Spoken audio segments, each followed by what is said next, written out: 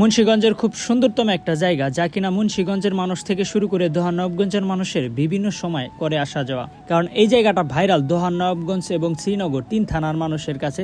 তাই তো সবাই এই জায়গায় ঘুরতে আসে বাইক নিয়ে। এর জন্য আমরাও এসেছিলাম বাইক নিয়ে সেই দোহার থেকে। হয়তো 25 কিলোমিটার দূর হবে এই জায়গাটার দূরত্ব হলে কি হবে, এই জায়গার আছে গুরুত্ব। কারণ এত সুন্দর একটা রাস্তার পাশে সুন্দর একটা নদী, তার পাশে আছে প্রাকৃতিক সৌন্দর্যে ভরপুরি। তাই তো এই জায়গায় এসে মানুষ ফিলটা পায় পুরোপুরি, বাইক চালিয়ে মিটায় মনের শান্তি। তবে সাবধান, একটি দুর্ঘটনায় যাতে সারা জীবনের কান্না বা কালনা হয়ে দাঁড়ায়, এই দিকটা খেয়ালে রাখবেন। কারণ এত সুন্দর জায়গা দেখলে মানুষের মাথা ঠিক থাকবে না।